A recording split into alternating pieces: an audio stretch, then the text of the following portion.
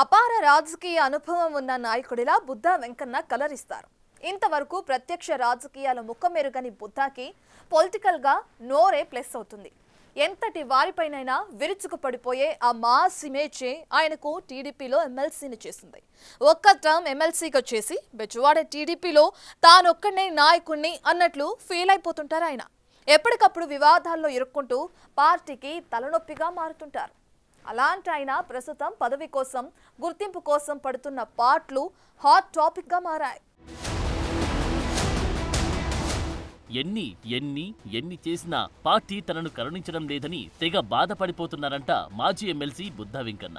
ఎన్నికల ముందు, ఎన్నికల తర్వాత పార్టీ పెద్దల దృష్టిలో పడేందుకు ఎన్ని తిప్పలు పడినా ఎవరు పట్టించుకోవడం లేదని లభోదిబోమంటున్నారట. తనను ఏసారైనా ఎలాగైనా ఎమ్మెల్సీ ఇప్పించమని పార్టీ పెద్దలందరి దగ్గర మొత్తుకుంటున్నారట.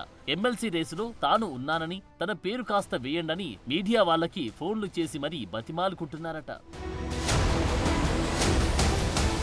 తనని తాను ఫైర్ బ్రాండ్ లీడర్ గా ఫీల్ అయిపోయి ఆ విజయవాడ టీడీపీ నాయకుడికి ఏ లాబియింగ్ కలిసి వచ్చిందో ఏమో కానీ టీడీపీలో ఒకసారి ఎమ్మెల్సీగా అవకాశం దక్కింది. దాంతో మామూలుగానే మాస్ ఇమేజ్ ఉన్న ఆయన దూకుడు మరింత పెరిగిపోయింది. టీడీపీ ఎంపీగా ఉన్నప్పుడు కేశినేని నానికి చుక్కలు చూపించారు వెంకన్న. ప్రస్తుత విజయవాడ ఎంపీ కేశినేని చిన్నికి మద్దతుగా నిలిచి కేశినేని నాని పార్టీ నుండి బయటకు వెళ్లే వరకు నిద్రపోలేదు.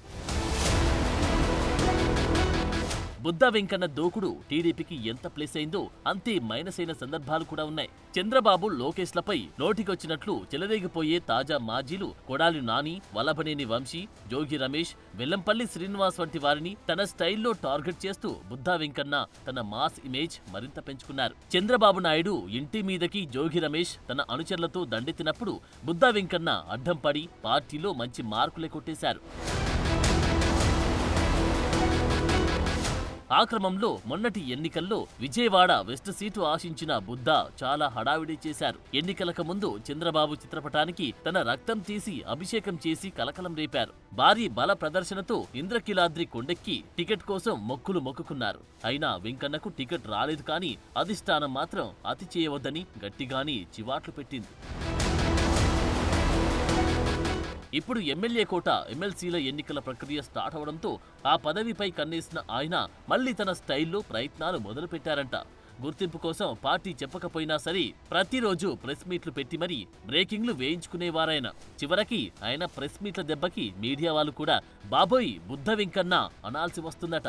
ఎక్కడికి కదలకుండా తన ఇంట్లోనే కూర్చొని ప్రతిరోజు బుద్ధ వెంకన్న ప్రెస్ మీట్లు భరించలేక మీడియా వాళ్ళు కూడా ఇక మేం రాలేం అన్నారట. ఆ తర్వాత కాస్త ప్రెస్ మీట్లు తగ్గించాడు బుద్ధా వెంకన్న.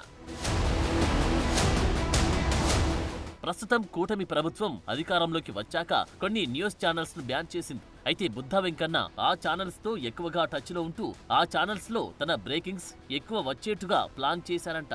పాపం అదే బుద్ధా వెంకన్నకు మైనస్ అయిందట. తాము ఆ ఛానల్స్ ని బ్యాన్ చేస్తే నువ్వు ఆ ఛానల్స్ వాళ్ళతోని ఎక్కువగా టచ్ లో ఉండడం ఏంటని పార్టీ అధిష్టానం సీరియస్ అయిందట.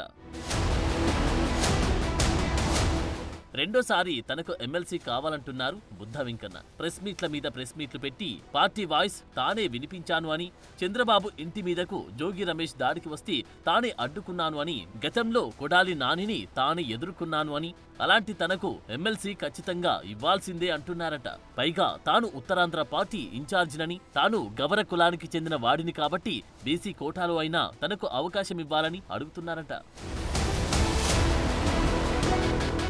ఎన్నికల సమయంలో బుద్ధా వెంకన్న చేసిన ఓవర్ యాక్షన్ కి టీడీపీ అధిష్టానం తీవ్రంగా మండిపడింది. బుద్ధా బ్లడ్ ఎపిసోడ్ పై పార్టీ పెద్దలు ఇప్పటికీ ఆగ్రహంతో ఉన్నారంట.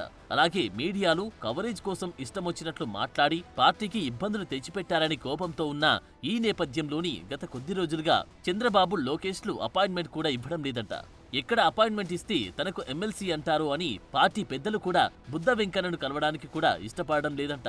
దాంతో ఆయన ఫ్యూచర్ ఏంటో అర్థం కాక నెత్తి నోరు బాదుకుంటున్నారంట.